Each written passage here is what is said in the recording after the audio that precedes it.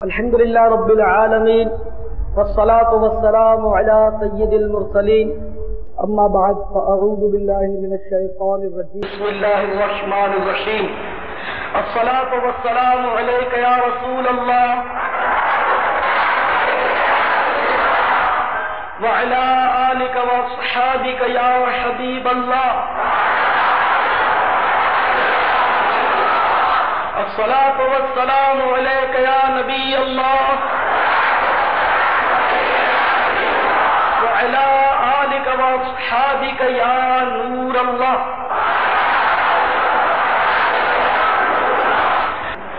حضرت سیدنا صدیق اکبر رضی اللہ تعالیٰ عنہ فرماتے ہیں کہ نبی پاک صاحب الاولاد صلی اللہ تعالیٰ علیہ وسلم کی ذات مقدسہ پر درود پاک پڑھنا ایسا ہے جیسے کہ پانی پیاس کو بجھا دیتا ہے، یا فرمایا کہ جیسے کہ پانی آگ کو بجھا دیتا ہے، اور فرماتے ہیں کہ سلام پڑھنا ایسا ہے، سرکار پر سلام پڑھنا یہ ایک غلام آزاد کرنے سے بھی افضل ہے. اللهم صل وسلم وبارك على سيدنا ومولانا محمد النبي الأمي الحبيب العالي القدر العظيم الجاه وعلى آله وصحبه وسلم. محمد صلی اللہ علیہ وسلم کی محبت دین حق کی شرط اول ہے، اسی میں ہو اگر خامی تو سب کچھ نامکمل ہے. اللہ تبارک و تعالی قرآن مجید میں ارشاد فرماتا ہے، قل اے محبوب تم فرما دو ان کنتم تحبون اللہ، کہ لوگوں تم اگر یہ چاہتے ہو کہ اللہ تعالیٰ تمہیں اپنا محبوب بنا لے تو میری اتباع کرو تو اللہ تعالیٰ تمہیں اپنا محبوب بنا لے گا. اس آیت مقدسہ میں یہ بتایا گیا کہ اللہ تعالیٰ کی محبت کے لیے اتباع سنت یہ شرط ہے. ان اللہ کا اگر کوئی محبوب بننا چاہے تو وہ اتباع سنت کر لے تو اللہ کا محبوب بن جائے گا، اور اتباع سنت وہی کرے گا جو سرکار سے محبت بھی رکھتا ہو. اگر دل پر کوئی محبت نہ رکھتا ہو، ایمان نہ رکھتا ہو، اور پھر سرکار کی نقل کرنے بھی لگے تو اسے اس کا کوئی پھل اور کوئی فائدہ حاصل نہیں ہو سکتا. تو جو سرکار مدینہ صلی اللہ تعالی علیہ وسلم سے محبت کرے وہ اللہ کا محبوب بن جائے. حضرت مولانا حسن رضا خان علیہ رحمت الرحمان فرماتے ہیں، اللہ کا محبوب بنے جو تمہیں چاہے، اللہ کا محبوب بنے جو تمہیں چاہے، اس کا تو بیاں ہی نہیں، اس کا تو بیاں ہی نہیں کچھ تم جسے چاہو.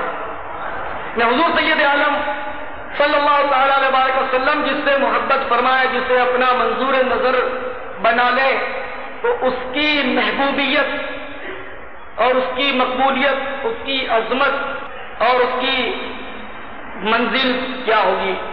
تو میرے پیارے اسلامی بھائیو یاد رکھیے، اس وقت تک کوئی مومن ہو ہی نہیں سکتا جب تک سرکار مدینہ صلی اللہ تعالی علیہ وسلم اس کی ماں سے، اس کے باپ سے، اس کی اولاد سے، دنیا کی ہر چیز سے، حتیٰ کہ خود اپنی جان سے بھی زیادہ عزیز نہ ہو جائیں.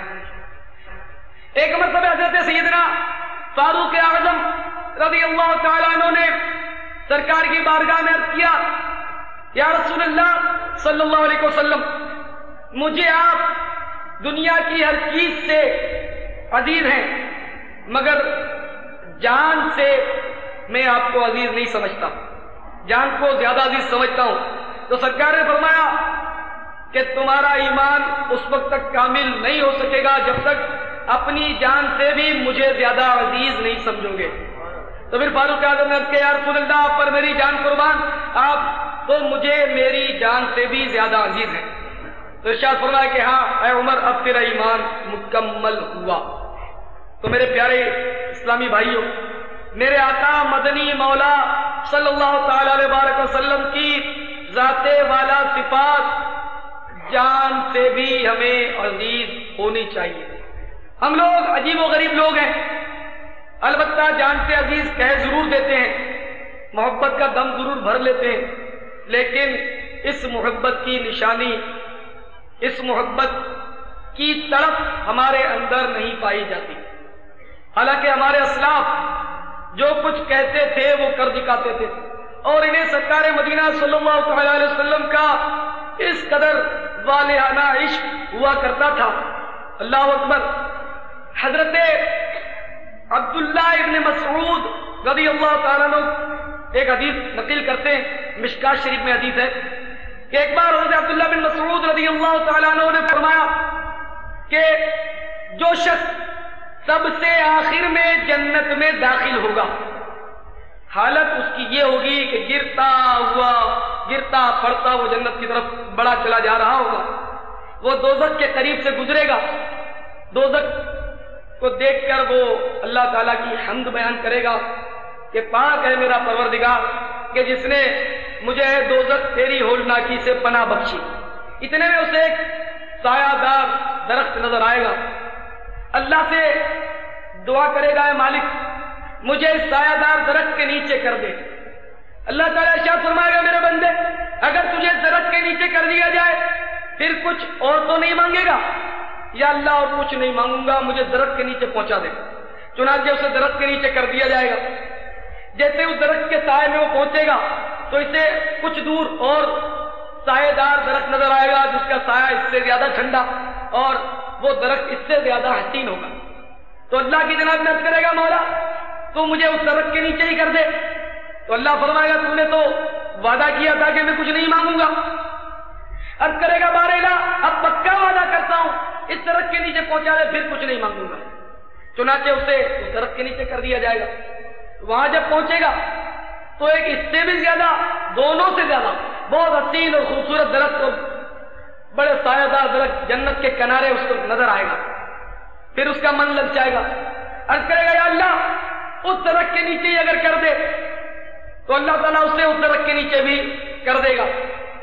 جب اس درخت کے نیچے وہ پہنچے گا تو جنت کیونکہ بالکل ساتھ ہے تو جنتیوں کی آوازیں اور اس کو آنی شروع ہوں گی، تو اب مزید اس کا دل للچائے گا کہ کیوں نہ ایک بار پھر اللہ تعالیٰ سے مطالبہ کر دیا جائے کہ وہ جنت ہی میں پہنچا دے۔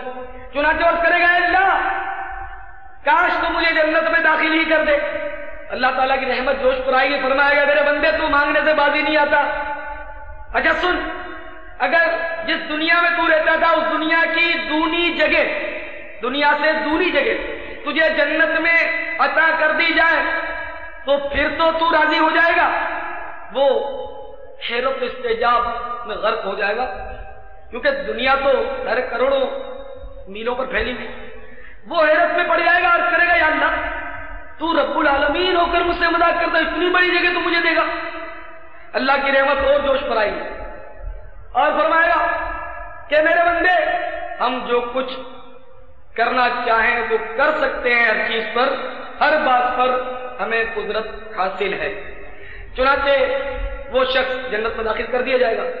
یہ واقعہ سنا کر حضرت عبداللہ ابن مسعود رضی اللہ تعالیٰ عنہ کے ہونٹوں پر مسکراہٹ پھیل گئی، آپ نے تبسم فرمایا اور پھر صحابہ کرام سے کہنے لگے کہ جب سرکار مدینہ صلی اللہ تعالیٰ علیہ وسلم نے یہ واقعہ سنایا تو حضور سید عالم صلی اللہ تعالیٰ علیہ وسلم بھی مسکرا دیے تھے، تو آج میں اس ادا کو ادا کر رہا ہوں۔ تو میرے پیارے اسلامی بھائیوں، صحابہ کرام رضوان اللہ تعالی علیہم اجمعین کو اس قدر مطلب اتباع سنت کا جذبہ تھا، وہ سرکار مدینہ صلی اللہ تعالی علیہ وآلہ وسلم کی ہر ادا کو نوٹ کرتے تھے، اٹھنا بیٹھنا چلنا پھرنا، ہر انداز کو سرکار کے وہ دیکھتے تھے۔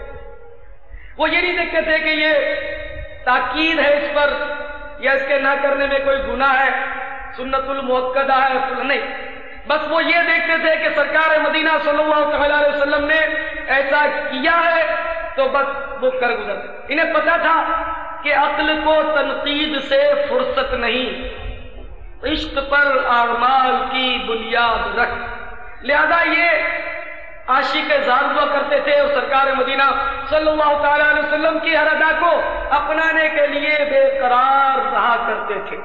شفا شریف میں حضرت قاضی عیاض رحمۃ اللہ تعالی علیہ نقل کرتے ہیں کہ ایک مرتبہ حضرت عبداللہ ابن عمر رضی اللہ عنہما کہیں سفر پر تشریف لیے جا رہے تھے، راستے میں کسی منزل پر رکے، اپنی اونٹنی کی مہار پکڑ کر آپ نے اس اونٹنی کو پھیرے دینا شروع کر دیا۔ ساتھیوں کو بڑی حیرت ہوئی، عرض کیا حضرت یہ کیا کر رہے ہیں، اچانک آپ کو کیا ہو گیا؟ تو آپ نے فرمایا کہ مجھے اس کے سوا تو کچھ معلوم نہیں کہ ایک بار اپنے پیارے آقا میٹھے مدنی مصطفیٰ صلی اللہ تعالی علیہ وسلم کی ہمراہی میں یہیں سے میرا گزر ہوا تھا اور سرکار نے اونٹنی کو یہاں پھرایا تھا، تو آج میں اس ادا کو ادا کر رہا ہوں۔ تو میرے پیارے اسلامی بھائیوں، صحابہ کرام کا جذبہ اتباع سنت، اور آج ہم بد نصیبوں کی محبت، ہماری محبت بالکل کھوکھلی، بالکل کھوکھلی، صرف زبان کی نوک پر محبت ہے، اس کا اظہار ہم سے نہیں ہوتا۔ حالانکہ متعدد بزرگوں کے حالات میں پڑھا ہے، حضرت ایوب سخیطانی رحمۃ اللہ علیہ ہوئے، حضرت محمد بن منقدر رحمۃ اللہ علیہ ہوئے، اور بھی کثیر تعداد میں سے بزرگان دین ہیں، تابعین ہیں، کہ جب ان کے سامنے ذکر مصطفیٰ ہوتا تھا صلی اللہ تعالی علیہ وسلم، سرکار کا تذکرہ چھڑتا تھا تو ان کی حالت غیر ہو جاتی تھی، چہرے کا رنگ بدل جاتا تھا اور آنکھوں سے ٹپ ٹپ آنسو شروع ہو جاتے تھے، اس قدر غیر ہو جاتے۔ حضرت امام مالک رحمۃ اللہ علیہ فرماتے ہیں کہ جب ایوب سخیطانی رحمۃ اللہ علیہ کے سامنے سرکار کی حدیث مبارکہ کا بیان ہوتا، ذکر رسول ہوتا صلی اللہ تعالی علیہ وسلم، تو روتے روتے اس قدر حالت غیر ہو جاتی کہ ہم لوگوں کو رحم آنے لگتا کہ اتنا روتے صرف سرکار کا ذکر سن کر۔ حضرت محمد ابن سیرین رحمۃ اللہ تعالی علیہ یہ بڑے ہنسمکھ اور شگفتہ مزاج تھے، لیکن جب ان کے آگے بھی سرکار مدینہ صلی اللہ تعالی علیہ وسلم کا ذکر خیر ہوتا تو آپ بالکل سنجیدہ ہو جاتے اور آپ پر ایک قسم کا روب طاری ہو جاتا، اس قدر سنجیدہ ہو جاتا، اور سراپا تواضع انکسار میں ساری ہنسی، سارا ملن ساری کا انداز ان کا ختم ہو جاتا، اس قدر سیریس اور سنجیدہ ہو جاتا۔ اور سرکار مدینہ صلی اللہ تعالی علیہ وسلم کے وصال ظاہری کے بعد صحابہ کرام کی بھی کچھ اسی طرح حالت ہوتی کہ جب کوئی سرکار کا تذکرہ چھیڑ دیتا تو صحابہ کرام کی حالت غیر ہو جاتی۔ ایک شخص کا میں نے پڑھا تھا کہ ایک شخص بڑی دور سے سفر کرتا ہوا سرکار کی زیارت کے لیے چلا، اس نے بڑی سرکار کی تعریف سنی تھی، سرکار کی زیارت کے لیے چلا، سفر کرتا ہوا مدینہ طیبہ پہنچا، اسے پتا نہیں تھا کہ سرکار کے وصال کو 3 دن ہو چکے، وصال ظاہری۔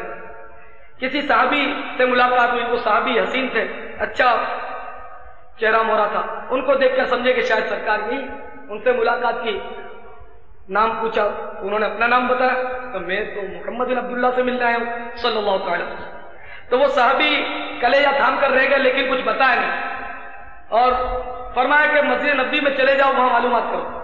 چنانچہ وہاں جب وہ پہنچا تو کچھ صحابہ کرام وہاں بیٹھے ہوئے تھے، اب سب ایک سے ایک نورانی چہرے والے، اب یہ بڑا پریشان کہ پتہ نہیں ان میں یہ محمد ہے یا یہ کون ہے صلی اللہ تعالی علیہ وسلم۔ آخر کار ہمت کر کے اس نے آواز لگا دی کہ بھائیو آپ میں سے کون محمد بن عبداللہ ہے، میں اس کی زیارت کے لیے آیا ہوں صلی اللہ علیہ وسلم۔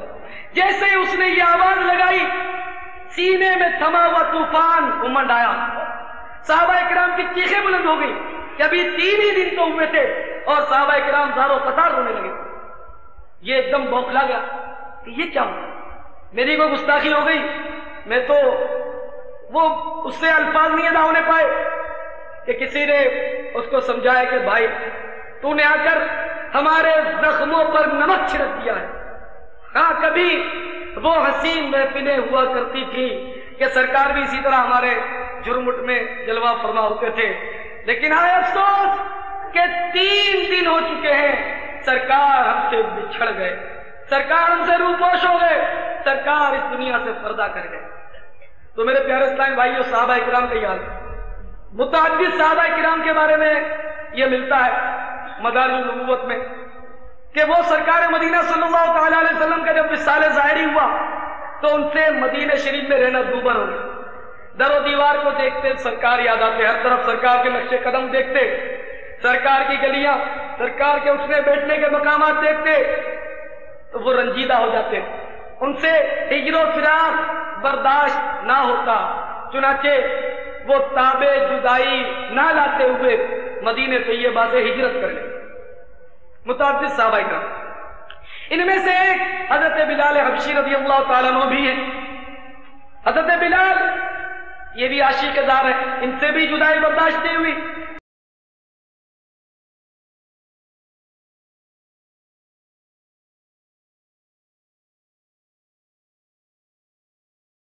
حضرت بلال پر کبھی کبھی رقت طاری ہو جاتی تھی، مدینے کی گلیوں میں نکل جاتے اور ہر ایک سے پوچھتے کہ تم نے اگر سرکار کو دیکھا تو ذرا مجھے ان کا پتہ بتا دو، لیکن کون پتہ بتا سکتا تھا؟ تو اس طرح جب افاقہ ہوتا تو خود ہی نادم ہو کر رو پڑتے۔ آخر کار تاب ہجر برداشت نہ کر سکتے تھے، لہذا سوئے شام چلے گئے، حلب میں سکونت اختیار کر لی۔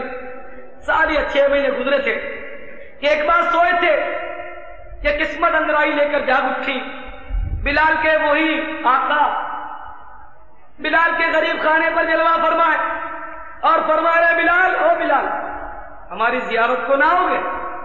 فوراً آنکھ کھل گئی، آقا آقا، لیکن کمرہ تو خالی ہے۔ ارے یہ تو خواب تھا، سرکار نے طلب فرمایا ہے۔ فوراً رخت سفر باندھتے ہیں اور مدینے کی طرف چل پڑتے ہیں۔ پہلے کوئی ویزا کا مسئلہ نہیں تھا کہ کوئی بیچارہ جانا چاہے تو اس کے پاؤں پکڑ لیے جائیں، اس کو ہتھکڑیاں ڈال دی جائے، وہ نہیں جا سکتا۔ خیر حضرت بلال حبشی رضی اللہ تعالیٰ عنہ ناقے پر سوار ہو کر مدینے کی طرف چل پڑے، منزلوں پر منزلیں طے کرتے ہوئے بڑے چلے جا رہے ہیں۔ گھر سے کہیں اچھا ہے مدینے کا مسافر، گھر سے کہیں اچھا ہے مدینے کا مسافر، یا صبح وطن شام غریب الوطنی ہے، کہتا ہے مسافر سے یہ ہر نخل مدینہ آرام ذرا لے لو یہاں چھاؤں گھنی ہے۔ لیکن جس کی کمر عزم طیبہ کے لیے بندھی ہو اسے ارد گرد کے ماحول سے کیا تعلقات؟ بلال کو ایک ہی دھن ہے، ایک ہی لگن ہے اور مدینے کا رخ ہے کہ جیسے بھی ہو جلد سے جلد تر آقا کے قدموں میں پہنچنا چاہیے۔ آخر کار عاشق زار مدینے پر انوار میں پہنچ جاتا ہے۔ جب مدینے کی گلیوں میں پہنچے دل کی دنیا بدل گئی، کیف و مستی کا عالم طاری ہو گیا، دیوانہ وار در و دیوار چومنے لگے، مدینے کی گلیوں میں آقا کو تلاش کرنے لگے۔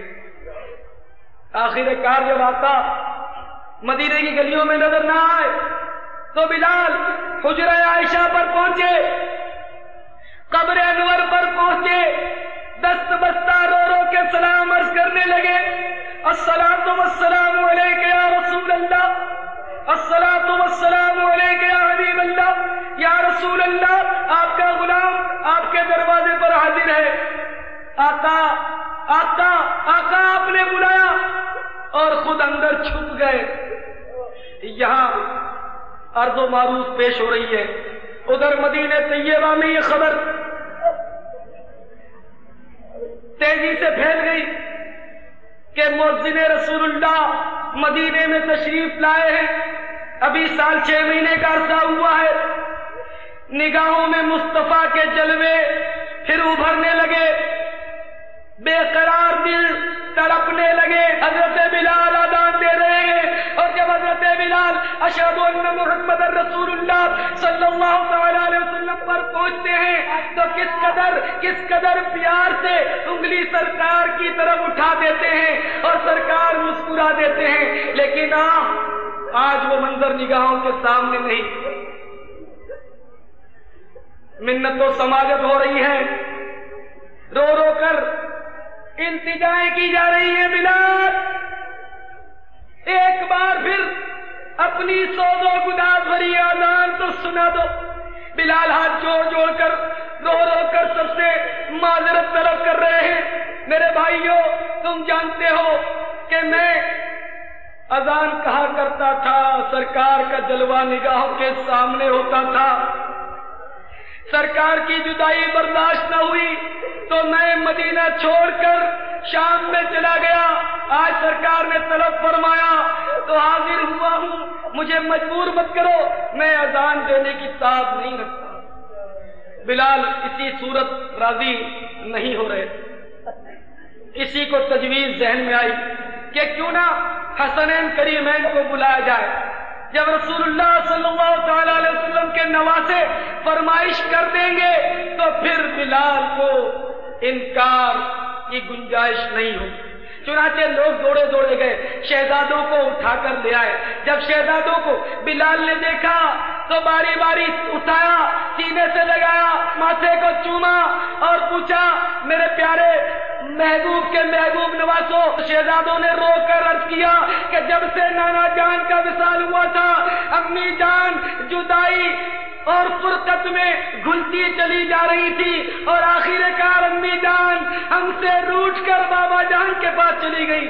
حضرت بلال حبشی رضی اللہ تعالیٰ عنہ کی آنکھوں سے آنسوؤں کا سیلاب روانہ ہو گیا۔ پھر شہزادوں نے فرمایا چچا جان کیا ہمیں نانا جان کے وقت والی اذان نہیں سناؤ گے؟ اب بلال کو جب شہزادوں نے فرمائش کی تو بلال سے انکار نہ بن پڑا، شہزادوں کو گود سے اتارا اور حضرت بلال حبشی رضی اللہ تعالیٰ عنہ نے اذان دینی شروع کر دی۔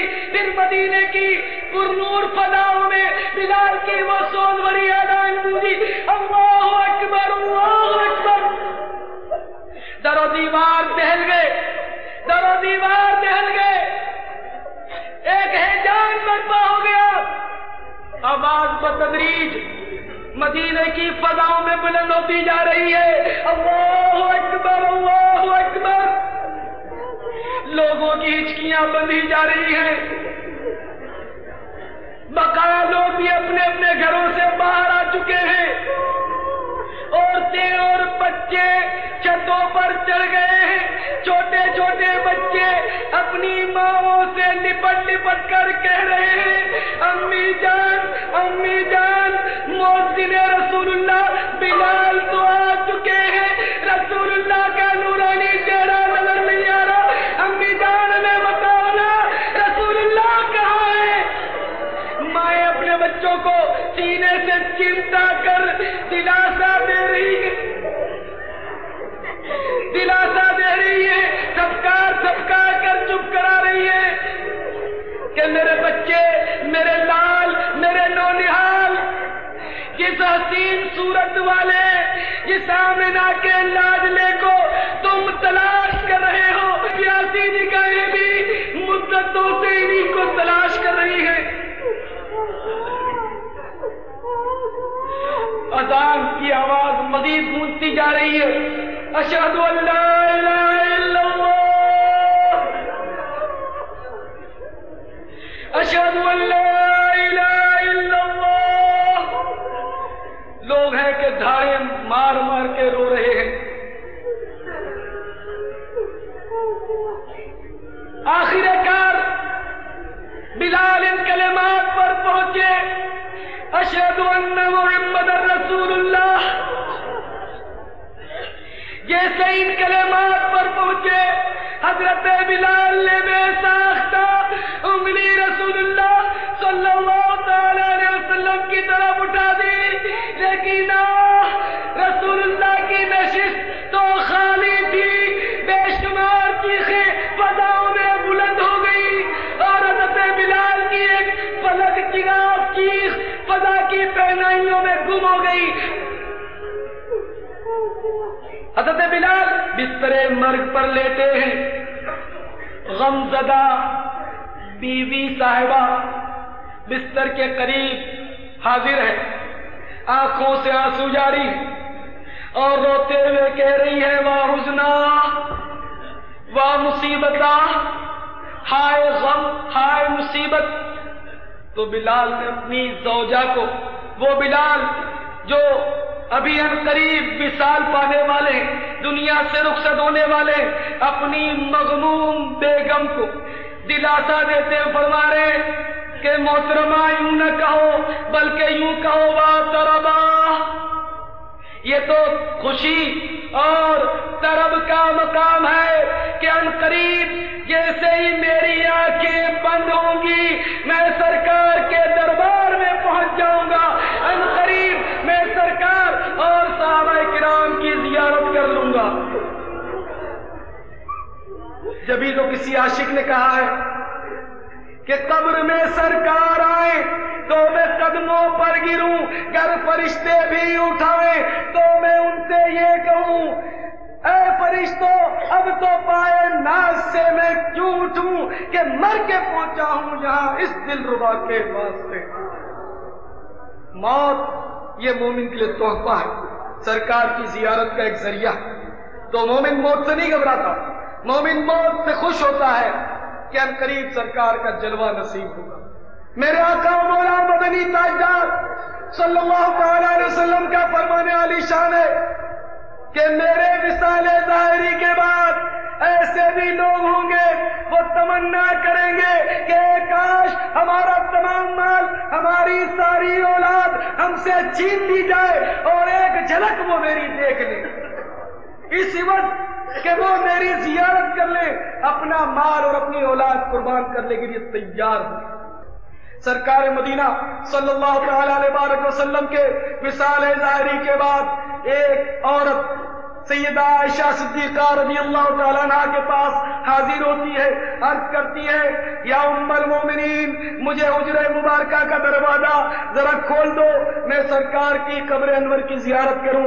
چنانچہ حجرہ پاک کا دروازہ کھول دیا گیا، وہ عاشقہ اس حجرہ اقدس میں قبر انور پر حاضر ہوتی ہے، رو رو کر صلاۃ و سلام عرض کر رہی ہے، روئے جا رہی ہے، روئے جا رہی ہے، یہاں تک کہ روتے روتے روتے اس نے دم توڑ دیا۔ آپ کی یاد میں اے کاش کہ روتے روتے یہ نکل جائے میری جان مدینے والے۔ تو میرے پیارے اور محترم اسلامی بھائیوں، ہمارے اسلاف اور ہمارے بزرگوں کو تو اس قدر سرکار مدینہ صلی اللہ تعالی علیہ وسلم سے والہانہ عشق تھا، اس قدر محبت تھی، اور آج بدقسمتی سے ہم لوگ ہیں کہ ہمارے اندر وہ صحیح معنوں میں محبت کا جذبہ اور ولولہ نہیں۔ صحابہ اکرام محبت کرتے تھے، اس کے دلائل بھی رکھتے تھے، ہم محبت کا دعویٰ کرتے ہیں، دلائل ہمارے پاس نہیں۔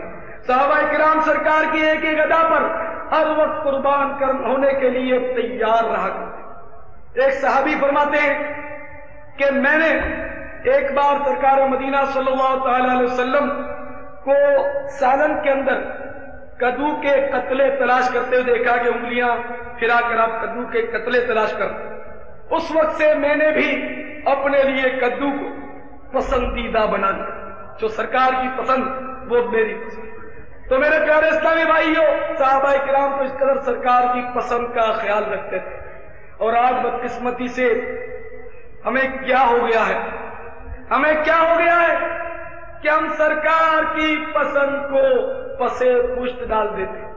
ہمیں کسی معاملے میں کسی رہنمائی کی ضرورت بھی پڑتی ہے، بلکہ کوئی اچھی تقریب بھی کرنا ہے، شادی ہی کرنا ہے جو کہ سنت ہے، ارے یہ تو سنت ہے تو اس میں تو دیکھنا بھی چاہیے کہ اس میں کیا کیا سنتیں ہیں، لیکن افسوس کہ اس میں بھی ساری فیشن دیکھی جاتی۔ لباس تو اعلیٰ درزی کے پاس سلوایا جائے پورا فیشن کے مطابق شادی جو کرنی، کھانے کا انتظام شادی میں ولیمہ سنت ہے، شب زفاف کے 2 دن کے اندر جیسے آج رات شادی کی تو جمعہ اور سنیچر 2 دن میں ولیمہ ہو جائے، تو یہ سنت تھی۔ لیکن ہمارے یہاں شادی ہوتی ڈنر، اس میں بے شمار سنتوں کا خون۔ بدقسمتی سے ٹیبل کرسیاں ہمارے گلے پڑ گئی، بہرحال اب اتنی عام ہو گئی ہیں کہ اس میں گناہ نہیں ہے، لیکن بہرحال یہ کہ سنت بھی نہیں ہے۔ ٹیبل کرسی پر ہی اکتفا کیا ہوتا، کرسیاں بھی ہٹا لی گئی، کھڑے کھڑے کھانا شروع کر دیا۔ اب کھڑے کھڑے کی رسم بھی ختم، اب فیشن ڈال دی، تو اب بفے سسٹم چلا، چل چل کر ٹیبل کے گرد مسلمان طواف کر کر کے کھائے۔ تو میرے پیارے اسلامی بھائیوں، ہمیں محبت کا دعویٰ ہے تو ہم جن معاملات کو دیکھیں کاش ان میں سرکار کی ادائیں دیکھیں، سرکار کی سنتیں دیکھیں، انگریز اور یہودی اور نصارہ کا طریقہ نہ دیکھیں۔ ہمارا ایک مختصر سا وجود دیکھ لیجئے، اس وجود میں سر پر انگریزی بال، زلفیں ہمارے خاندان میں کسی کو نصیب نہیں ہوتی، حالانکہ سرکار کی پیاری سنت، میرے آقا نے ہمیشہ زلفیں رکھی، آدھے کان تک، پورے کان تک، اور بڑھ جاتی تو شانوں کو چھو جاتی، شانے سے نیچے نہیں، شانوں کو چھو جاتی۔ یہ زلفیں سرکار نے رکھی، لیکن آپ کسی کو نصیب نہیں، ہر معاملے میں فیشن۔ یہ زبان سرکار کی محبت کا دعویٰ کرے اور چہرہ آتش پرستوں جیسا، نعوذ باللہ من ذالک۔ خدا کی قسم مجھے میرے جذبات یہ کہتے ہیں کہ اس سے پہلے اللہ تعالیٰ ایمان پر موت نصیب کر دے کہ میرا چہرہ معاذ اللہ دشمن مصطفیٰ جیسا ہو جائے، معاذ اللہ۔ اور اللہ تعالیٰ ہر مسلمان کو عقل سلیم عطا فرمائے کہ وہ دشمن مصطفیٰ جیسا چہرہ نہ بنائے۔ خدا کی قسم اگر اس طرح چلے تو گردن پر چلے، چہرے پر نہ چلے۔ یہ سنت، اللہ اکبر، اس سنت کو میرے مسلمان بھائیوں آپ نوچ نوچ کر گندی نالیوں میں پھینک دیتے ہو، آپ کا کیا ہو؟ ذرا سوچئے، ذرا غیرت اور ہوش کے ناخن دیجئے۔ یہ واجب ہے، اس کا منڈانا حرام، اور سرکار کی ایسی پیاری سنت، بلکہ تمام انبیاء علیہ الصلوۃ والسلام کی سنت۔ کسی نبی، کوئی ایسا نبی نہیں جس نے نعوذ باللہ داڑھی پر اس طرح چلایا ہو یا اس کو کاٹا ہو، سب کی داڑھی، کوئی ولی داڑھی منڈا ہو نہیں سکتا، یہ گارنٹی ہے۔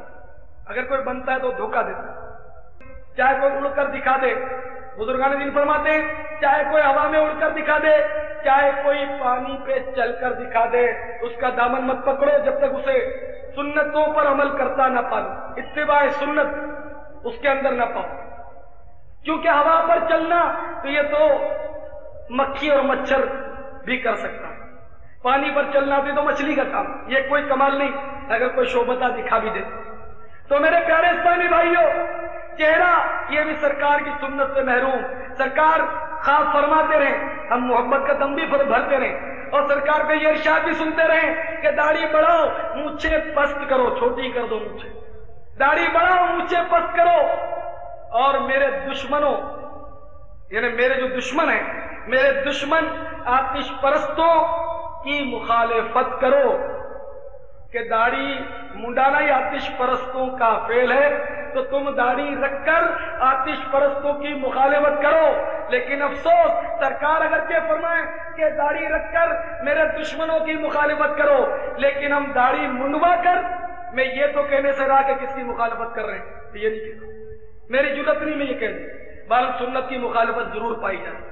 اور میرے مصطفیٰ صلی اللہ تعالی علیہ وسلم کا فرمان عالی شان ہے، فرمان عالی شان ہے کہ جس نے میری سنت سے اعراض کیا، روگردانی کی، میری سنت سے جس نے روگردانی کی، وہ مجھ میں سے نہیں ہے۔